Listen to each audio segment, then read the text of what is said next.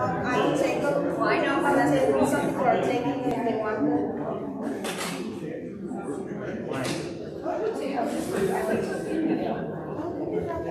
I think so. I think I'm try. Yeah, I'll get the my.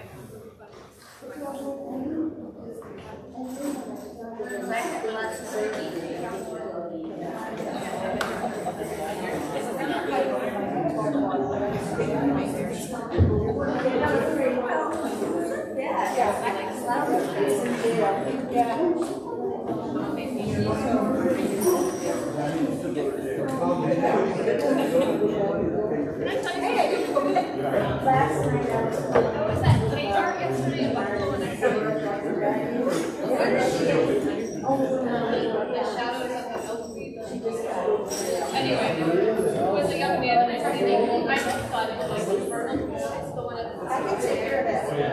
Conversations. anyways, whatever. Congratulations. Yeah.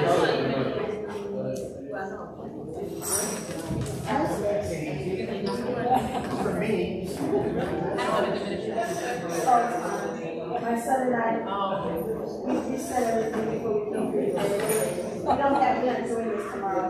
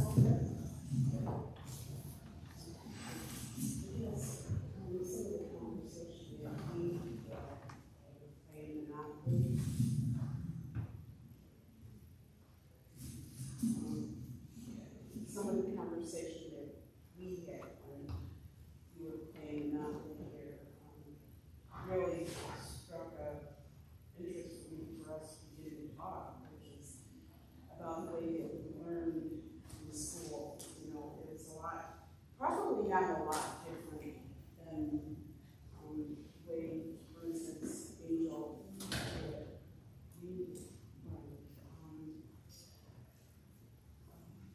before we continue, I just would like to ask all to introduce themselves around the table to each other and some of us know each other and some of us don't. So we'll start with you.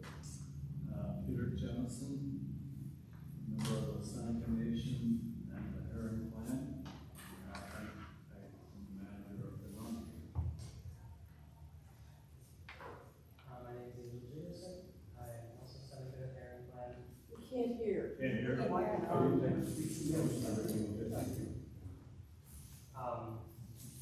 My name is Angel Jameson.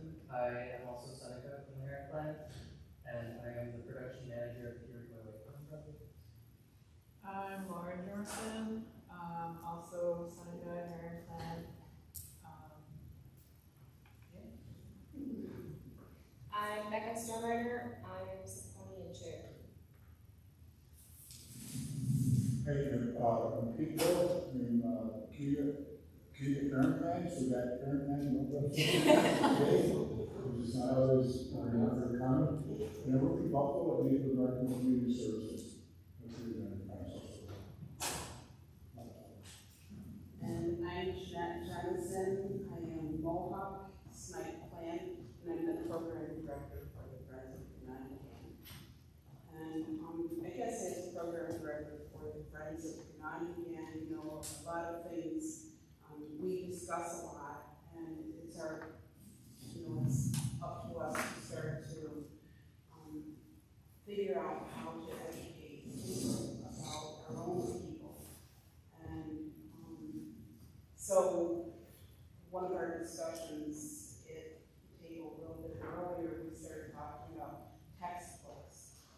And one of the stories I was remembering while we were talking about it was that I remembered going into 4th grade and how we had the history books and going through the pages that particularly talked about the Native American people and seeing photos inside the books of these, what they call warriors, of these Native American men up on horseback and with a scalp in the hand and a hatchet in the other, and it would be said, you know, that they were warriors.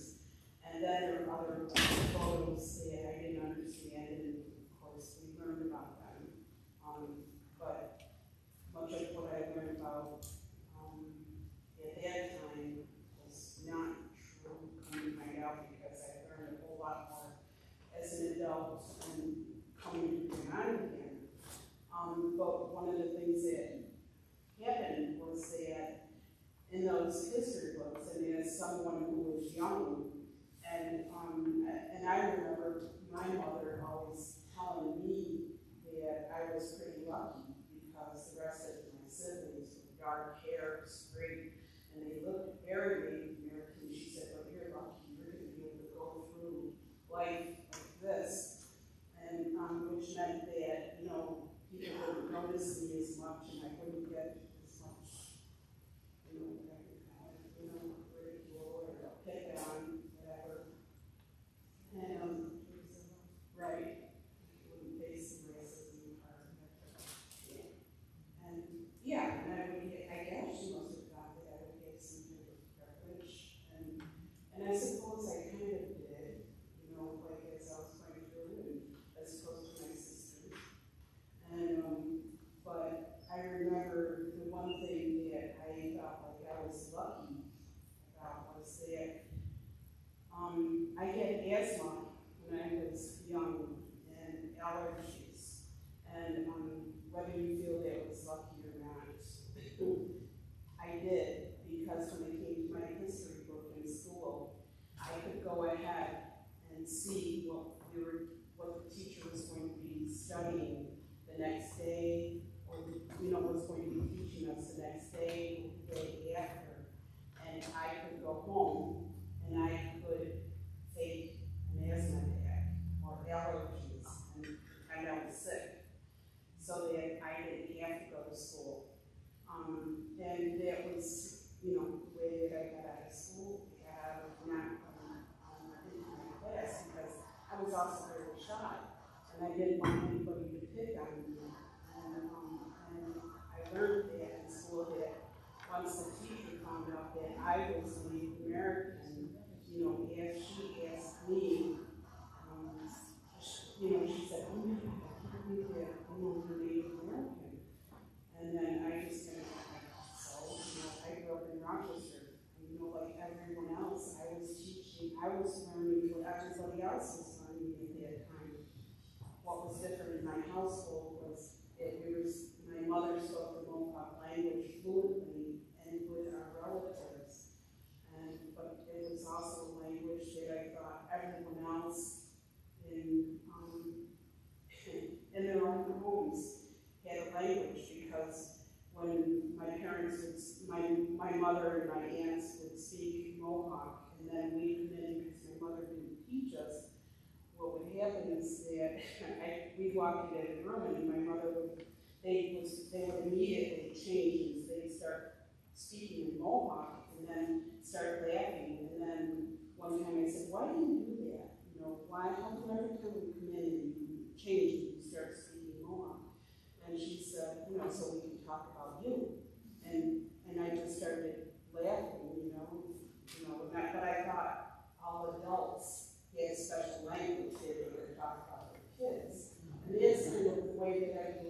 was. It wasn't that I grew up knowing the Mohawk language or how important it was or anything like that. I was learning just like everyone else was. And I guess I could say that, like, you know, I got away with going to school because of, you know, what was in the book. I didn't want to see that. So I got away with staying out of school because, you know, I could fake illness. And I don't know what any of you guys had, well, I don't know, but, you know, had any experiences in school or anything like that, you know, like where you kind of different also. Well, when you were talking about that, I was thinking about identity. And you know, I have had, I mean, I grew up on a reservation and went to, you know, public school off the reservation, and you know, there was a lot of redskins in school, you know, but I was so confused because of images in media, you know. I always talk about the Land O'Lakes meeting on the, you know, the butter meeting. And, you know, like that's what I thought an Indian was supposed to look like. And I didn't look like an Indian. You know, I had curly hair. I didn't think I was the right brown. And so I was always trying to figure out how my parents put together, because I wasn't sure they were Indian. At one point, I thought my dad was Puerto Rican, you know, because he had curly hair and he was dark. And so I was just really confused about, you know, us pretending to be Indians. And I'm just like, I don't know why we're here, you know, we're not really Indian, but we're on the res. Like, how did we get here? And, you know, in high school, it was embarrassing. You know, I was still trying to figure out what it was. And, you know, like, those images in the media are harmful because it made me question my very own identity. It's, you know, it's embarrassing to talk about it too. You know, I don't think I ever felt like I really belonged anywhere. Because of not looking like a Pocahontas. Yeah, because I didn't have long flowing hair. I wasn't skinny. You know, like all the, you know, like even when you see like the Indian costumes, you know, like those girls Halloween Indian bikini, hot woman costumes. Like I don't look like that either. You know, like they look more Indian than I do. Like they're not. I had an experience that, so we have a longhouse where we take care of our ceremonial way of life. And when we go there, if we're participating, we can put on our traditional clothing. This is just the shirt that goes with the outfit. So I had gotten dressed outdoors in my car, and I was about to go into the longhouse when I saw a woman and her 2 children beginning to walk toward the women's side of the longhouse. And one of the little boys turned to me and he said to his mother, "Look, Mom, an Indian." So, of course, they were Indian. His mother and the children were Indian, but because I had an outfit on with a headdress, you know, to him, I was the Indian. I was naturally, and it was so ironic. She didn't know what to do except to just kind of rush the kids into the building, and I just started laughing because they looked so much more Indian than me. I mean, if you met them on the street, you didn't recognize them because of their complexion. Anyway, it's one of those ironies. I think it's also difficult for us too, you know, like when we're growing up off reservation, I got that, you know, our cousins and everyone who lives on the reservation, you know, those Indians, and they knew a lot. And also, I also thought the good things about it, which were that our people were farmers, because that's what I remember my family doing. They were farmers, and you big, huge gardens, and, you know, and we were eating the food that they raised whenever we went there, and that was all great. And like that, I also felt like off the reservation that when I would meet someone that was not Native American, and sometimes, you know, like as growing up and going out more, and people seem to think like I was like a walking history book, you know, like talking to me, like, and then saying, oh, what about the war, you know, and talking about something about history. I never made history class because I didn't like history, so I was like, you know, so I don't know what war you're talking about. You know, I just didn't, you know, I just didn't know how to deal with it. And then come to find out, I just felt like, you know, people had assumptions about us as Native American people that we don't all know our history, and we don't all know, we don't all look alike. We don't, you know, we have different behaviors, we have different ways that we do things, just like everyone else. The difference is that, you know, there is language that we can learn. There is, you know, there is a territory that we can go home to, you know, and that kind of sucks too, because, you know, thinking like, we have to go home to a territory with all of this used to be ours. Well, I know like me and Angel have been having that conversation a lot lately, like exactly all this stuff we were just talking about, because, you know, we're talking about someone who, you know, back home on the res, you know, on their social media talks about like this is sacred land, and I was like, well, it's all sacred land. I said, you know, I had to really reconcile moving off the reservation. And, you know, I know my reasons for doing it. When Angel was a baby, you know, it was for him, and, you know, eventually his brother too. And, you know, and that was scary. And then, you know, I had this conversation with my aunt when I had to quit drinking. You know, I was just trying to make sense of like, you know, my whole experience, and I made a comment about how, you know, like you know, my drinking problem came from growing up on the reservation, and I think I said, you know, like this place is shit, and she got upset, and she was like, my mom, you know, my mother grew up here, I grew up here, and you're calling my homeland shit, and you know, and I came back, and I had to think about it, and you know, like what I came to, the point that I came to was like, this is where our people originated from, like this is our ancestral land, physically. And so I started thinking of it as more of a homecoming. You know, this is where I'm ancestrally from. And, you know, I'm very lucky and privileged to be able to live here.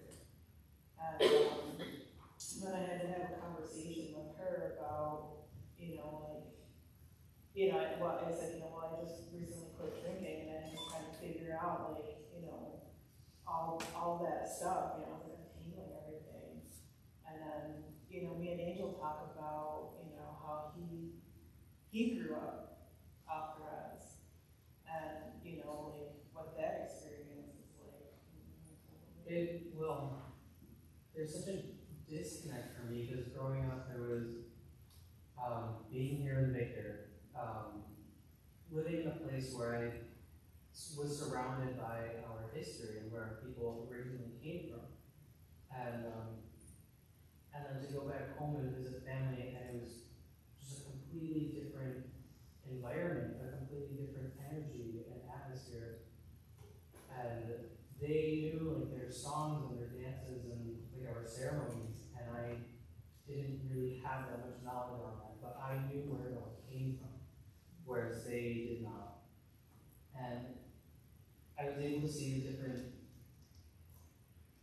behaviors with people back home, with the intergenerational trauma that they have, and how it's continuing from generation to generation. And then coming here and spending all this time with these white people, going to school with these white kids who come from families with money, and just that it really felt like living two different lives, having two separate identities, and not knowing how to fit fully into either. And I mean, that was difficult growing up, slowly learning the differences. Because I would go back home and they would make certain jokes that I would bring back here and just no one understood. It didn't make any sense. Or being embarrassed because I would say something that people would laugh at on the reservation, and then the people out here just would be like, that's awful, why would you say that? Like, that's not funny. And it's that dark humor that comes from our trauma. And even still, like, I have my own trauma,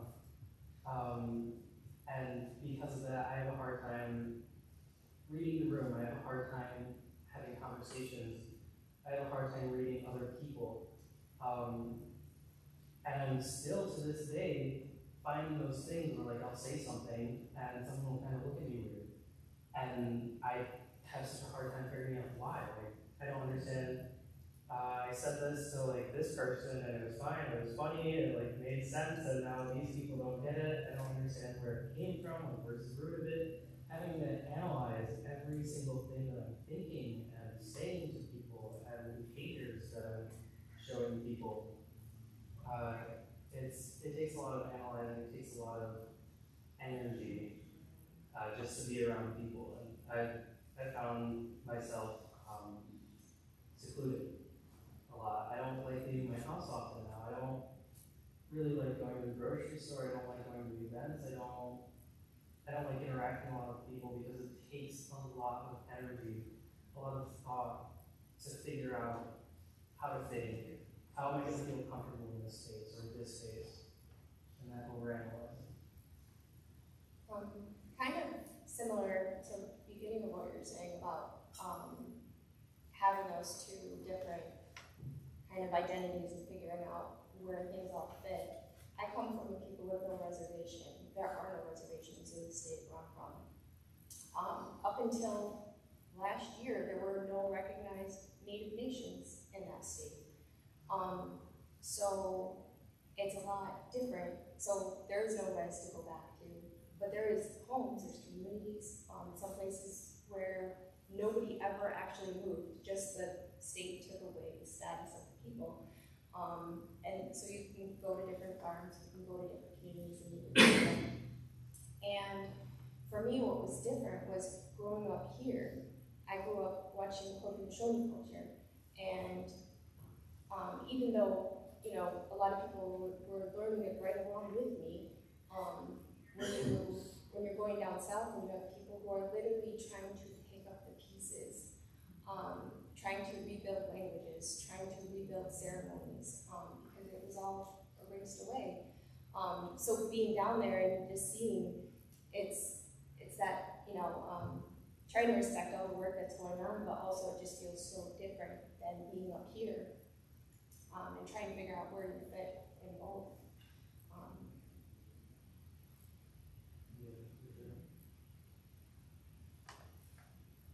I've been doing a lot of trauma work lately, a lot of processing. And the past couple of weeks, what has really been coming back to is this idea of the residential schools. My personal trauma is from when I was younger.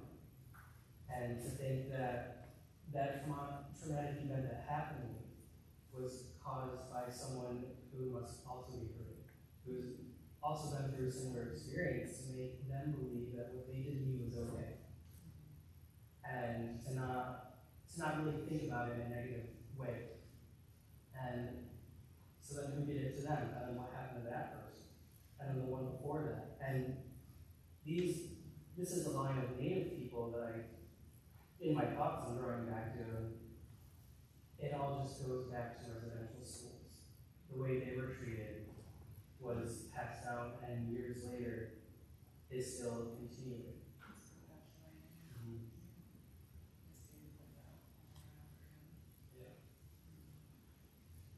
So up in a border town, on the border of the reservation and the white world. And the reservation was across the creek, and I grew up, you know, on the opposite side. My grandmother, my cousins, the church we went to, all were on the res. And so we moved back and forth daily, and, you know, to go and visit, or to pick up my grandmother, or pick up my uncle, or whatever we were doing. And yet, the border town was so different in many ways than the res. We had a general store that was the post office, a place where you could buy rope, where you could buy nails, where you could buy clothing, where you could buy bologna, where you could buy cheese, and all of those smells were in the general store. And everybody came into town because there were no supermarkets yet at that time when I was growing up. And the other thing the town had was a school, had a diner, it had a gas station, and it also had a hotel. And that's where people came to drink. And about the 1950s, maybe the middle of the 1950s, was the time when Indians were allowed to go inside the bar to drink. So what I experienced was, on the outside of the bar was the group that we called the Jug Gang. They were drinking something that they also referred to as chemicals. It was supposed to be hard cider, but it didn't really contain much of apples. It was made out of some sort of who knows what, and that's why they call it chemicals. And then inside, people drank draft beer. But it was like a setting like this. People just sat there and socialized. People just came and went, and, you know, at times I would walk in and I would know the people because my friend's father owned the place. I would cut through this one room, see the people sitting there, and maybe one of my relatives would call me over and introduce me to all the people at the table. And I would have a mix of embarrassment and, you know, saying hello to everybody and not knowing what I'm supposed to do other than just, you know, say hello and then make my way out of there and go and find my friend. And of course, I wasn't even supposed to go through that part of the building. I was supposed to go in an entrance, which was a private entrance, but as kids, we just went in whatever door was open. But we really lived outdoors as children. We spent most of our days in the woods, along the creek, in the water, outdoors. And, you know, we, on the res, we followed paths through the woods. We ate what was ever growing seasonally.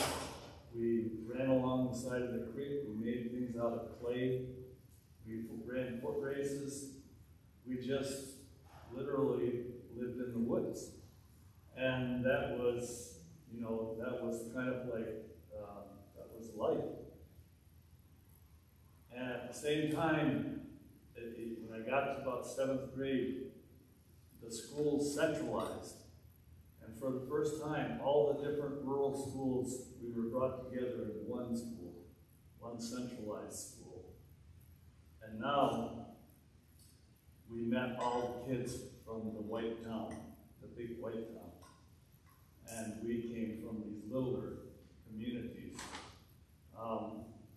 And it was difficult because the school in the town that I went to was very relaxed.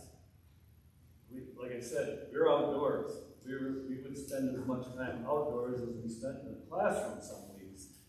And some days we would be playing dodgeball every morning. Played dodgeball for an hour, maybe 2 hours, whatever. And then we go upstairs and we go to class. And all of this was just considered to be our education, you know, this is what you did. The last thing I would say is, I always refer to the town I grew up in as a multicultural town because we had a canning factory and we had farmers And the farmers employed people from Jamaica, from Haiti, from Puerto Rico, and so they came to live there in the summertime as my next door neighbors, living in the housing provided to them. In the canning factory, there were people who came from Italy who lived in dormitory-style housing, had their own building, and then they worked in the canning factory. And then the people from the hills around the town, they came to work in the canning factory. Native people worked in the canning factory. Black people from the south worked in the canning factory. So all these different people working in that community during the season when the canning took place. And they canned beans, they canned tomatoes, they canned beets. And every time they let go of the water that they had been using in the processing, the creek turned whatever color. It turned pink when the beets, water came out into the creek, and it turned red when the remains of tomatoes came out into the creek. And nobody thought about pollution, nobody thought about, people would walk over to the bridge going across the res, or across the creek, and drop their garbage in a paper bag into the creek, which then went down to the mouth of Lake Erie, where it emptied into the lake. Where was the The canning factory was between the two tracks in Irving. You know where your sister lived? Right behind that. Right behind there. Where the canning factory was. It burned down when I was in high school. Everyone who worked in the canning factory earned $1 an hour. Regardless of what you did, you earned $1 an hour. Anyway, and I guess the last thing I would say was, never a single word about Senecas. The reservation was right there. We were in school. We were not taught a thing about the fact that there were Senecas in the school system, that there were Senecas in the school, that the Senecas were down the road. Nothing. We were, in that sense, invisible, but of course we weren't invisible because everyone looked Seneca. If you didn't look Seneca, your last name told them who you were. But that's the way it was in the early 60s and 50s. They didn't teach anything about us. Everything I learned, I taught myself as I got older. I had to go and learn for myself whatever I wanted to learn about what it meant to be Seneca. I'm finding that I think that's how we all have to learn. I mean, we can give each other direction, get direction from our parents or guardians or the adults around us. But I don't think we could really understand what that means to be about people without going on and learning ourselves. That's the best way to learn it. I connected with these two young women back home. Actually, they're both a cousin, I don't really know it. But my one cousin told her, but they were putting together a walk to raise awareness for mental health on the res. And, being a therapist, being like a substance abuse counselor, I told them, like, whatever knowledge you need, I can help, you can promote mental health and stuff. And so we had this meeting on Zoom, and, they were talking, and I heard these two young women say, I don't know what it means to be Seneca. And, in grad school, that's when I started researching historical trauma, and I started to find so many answers about myself, my behaviors, my thoughts, and all that stuff. And I came to this theory that,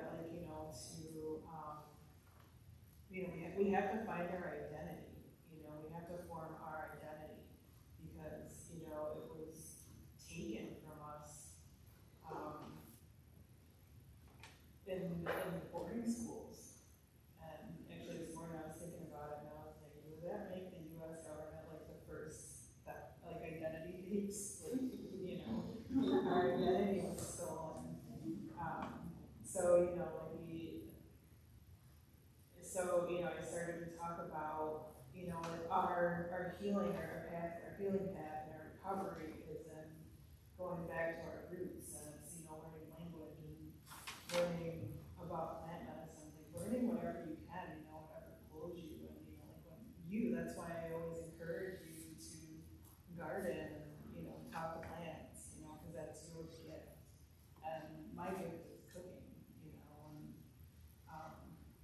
you know, we need to connect to that.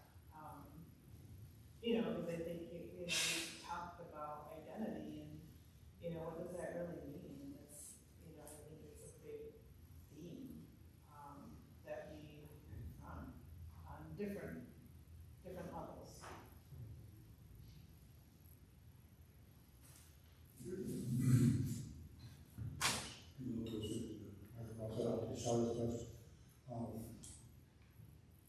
There's been a lot of different topics that have been discussed here, and I'm kind of sitting back here.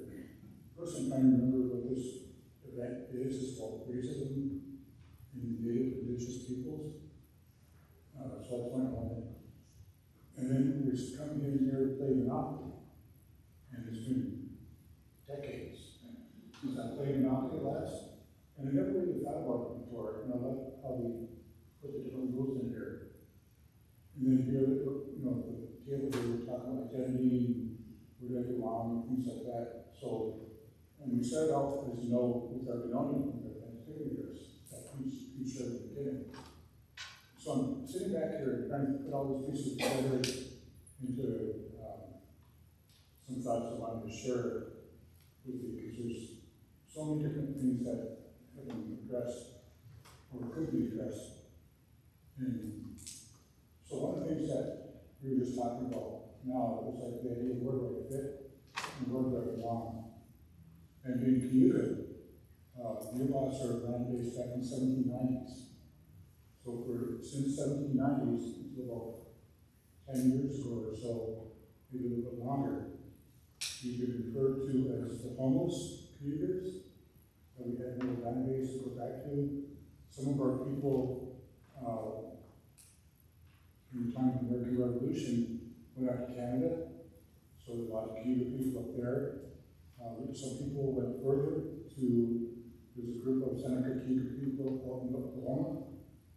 So, and then there's people, Cuba people all across the U.S. So really widespread and diverse where people went to. Some people stayed in the local areas. In Rochester, here in Buffalo. Some people moved in with the Seneca Nation that Cattaraugus family and different places.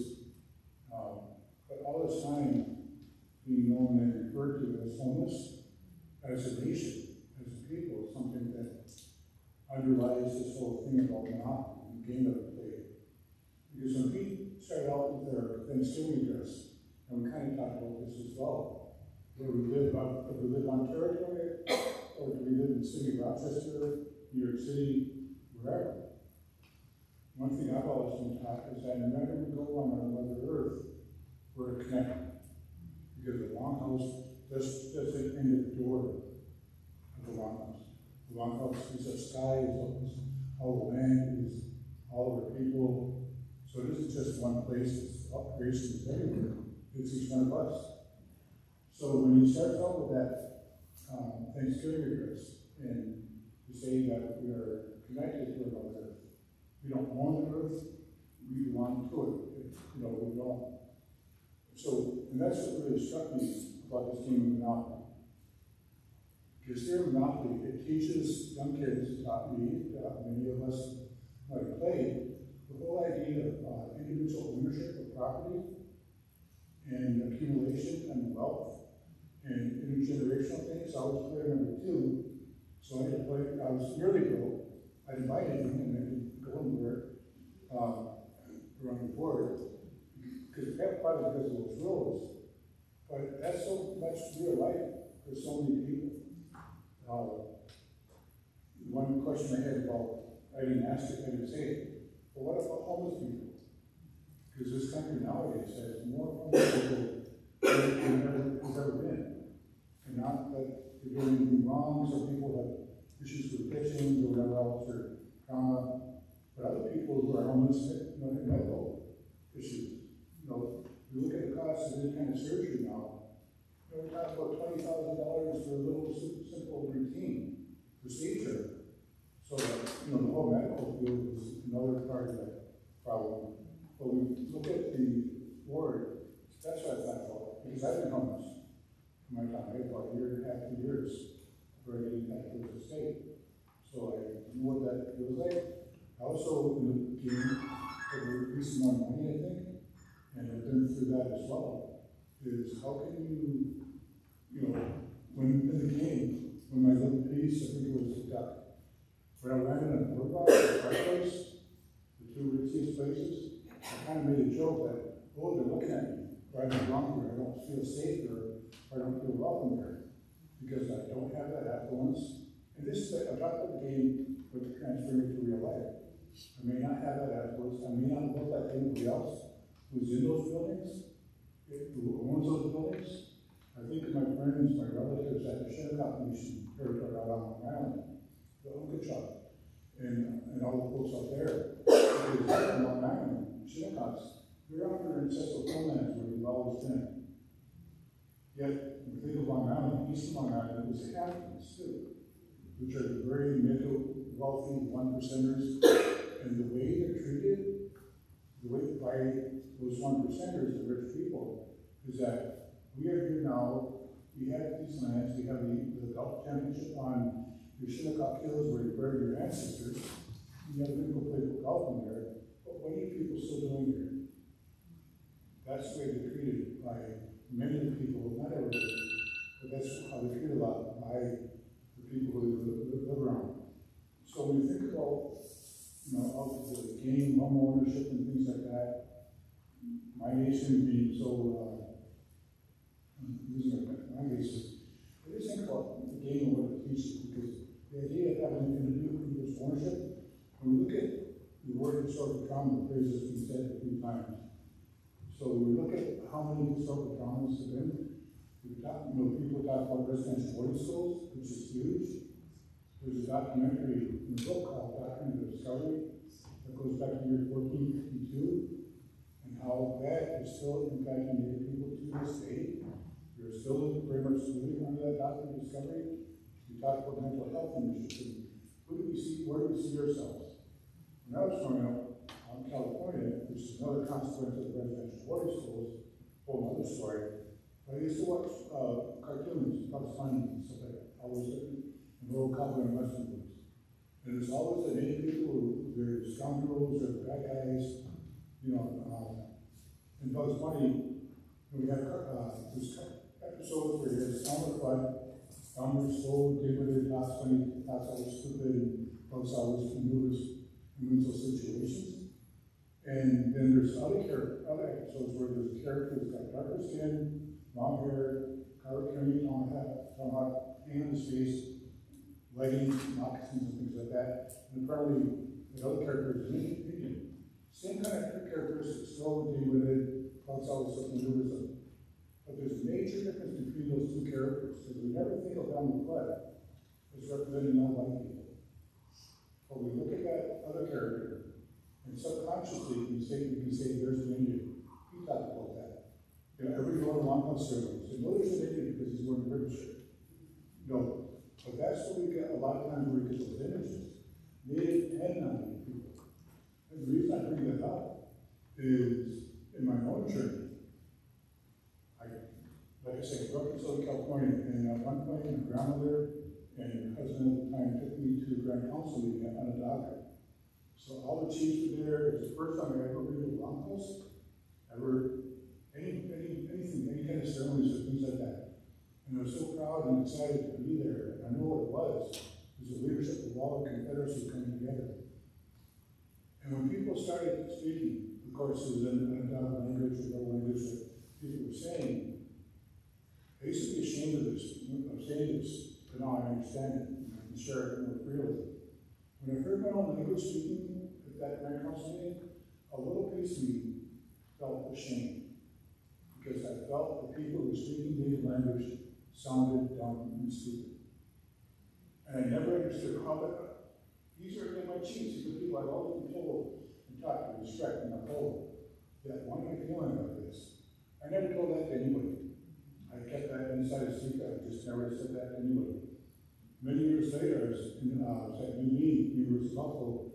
Our friend Barry White, who left us a while back, was giving a talk on the power of stereotypes from cartoons and John Wayne movies and all that, on how little kids think of ourselves, and how we, and And as he was giving that lecture, all these light bulbs were going off in my mind, because I realized where that conflict, thinking I needed to feel ashamed by hearing my own language, where that came from.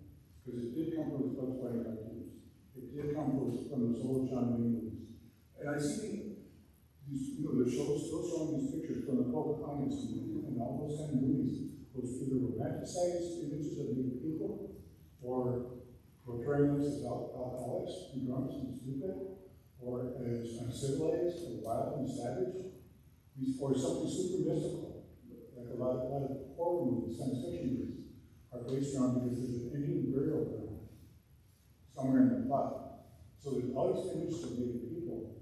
So when we're talking here about who are we and where do we belong, that is part of what we're dealing with a lot of times too, because it's been well documented over and over that U.S. history, treating Native people has always wanted to try to get rid of the Indian problem. They first started out by trying to total extermination, total genocide of Native people. And it's well accepted among a lot of historians and anthropologists, like 95% of Native people who were alive in 1492 have been exterminated.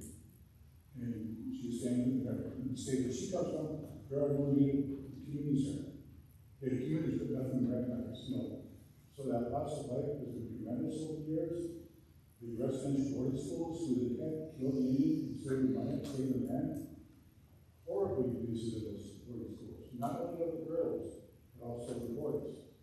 Physical, emotional, mental, spiritual, and sexual abuse. And I've also done a lot of research and done a lot on understanding boarding school. My mother went to Thomas Indian School. And I've heard some of the most horrible, wicked violence, extreme violence perpetrated on little kids, on 5-year-old little boys, on 6-year-old little girls. Nobody. And I shudder when you think about it. Some of the things I've heard people saying what they went through themselves in the boarding schools. Then you throw on these layers of the stereotypes, all these other images that I see. And the Monopoly game, teaching us, everybody plays, the American dream of home ownership and capitalism and healing. And keep in mind, I don't care what the neighbor can send you to jail for just making up these rules and all these other things. When we talk about systematic racism and oppression, very much alive, very much here, very much we're living under that. And the thing is for me, one of the most frustrating things about it is that very few people recognize it. And I'm so grateful for each and every one of you being here, because residential boarding schools are rarely ever taught in American education systems. They are taught in discovery, it's hardly ever recognized, other than on the American side. So look at this great country we have like this. Now people talk about the Confederate flag and how objectionable it is, and things like that. You can understand it and appreciate that. But from a Native perspective, it could be argued or presented that the American flag represents the same thing. Because each one of those states represents a whole nation, hundreds of thousands of people, millions of people who were exterminated by this effort to create the United States of America. And even when we're taught Columbus discovered us, there are at least 10 million people who live here. And that's not discovered. That's, funny, he was lost and people talk about that. But there's so many of these dynamics. One of the things that I've done in my work is look at the health issues among Native communities. There's a lot of health disparities, cancer, suicide, alcoholism, obesity, domestic violence, homelessness, incarceration, all this other stuff. But on the game, a lot of Native people are really something really poorly about that. And I always wonder, how come we have this rich, beautiful culture, yet so we're so unhealthy? That's when I also started looking at the impact of historical trauma. Stripping our identity and not even knowing where we belong. There's a concept that people talk about, living in two worlds. Thinking that knowing that we're Native, or that we should, and there's some element of shame there. There's a internalized trauma and internalized oppression, internalized racism. We see that happen a lot of times. Sometimes people feel bad that I'm still learning my language. I don't know because of boarding schools and all the rest of it. But sometimes we put elements of shame on ourselves because we feel that we should. We should know our surroundings. We should know And then we get angry because we don't. And why wasn't I told? And that's that journey that we talk about, the healing journey, to understand what happened to our parents or ancestors. There's reasons why things are the way they are now. And that's why I'm so grateful for having these opportunities to share more, so that more people can understand about what happened in American history, not just Native history, because the borders go, the federal policies, there is another layer of this trauma. In 1902, there's an act of Congress that got to be known as the Dead Indian Act. I'll leave it to your imagination, but you might think that. It was after the Lawton Act, which, again, became a monopoly, that individual ownership. That's what the Lawton Act back in 1887 enforced on Native people. Because before then, all our lands was held by the nation, by the tribe, by the community. And we didn't own it in terms of monopoly sense. But the Lawton Act forced people to have a piece of paper to say, hey, I own this plot of land. Because we had never had that experience. A lot of people lost that land because they put the name on a piece of mark on a piece of paper, not knowing what it was, and then they gave their money, again, not knowing it. But there's so many systematic things that we talk about, and just finally the environmental stuff. That's another part of that, because as human beings, all of us, our health is totally dependent on the health of the natural world. And the way things have been going for all these centuries, and actually not all these centuries, really what century we have. You know, all this environmental damage has happened really recently in the grand scheme of things. I know I'm going on and on and on, but there's so much here that we can talk about, and there's systematic depression, internalized, questioning who we are. It is a journey that we're on, and that's where I'm so grateful that we're here to listen to these things, because part of our healing, the way I look at it, is being able to tell our stories. Because we've never been asked before. We've never been encouraged to say, to talk about our stories. And what the impact it had on me personally, and my mother, and everybody around this table, and everybody here. And then people not knowing about it, there's another thing that I'm so appreciative of having this opportunity to share some more words with you. I'll stop because I don't run out of people.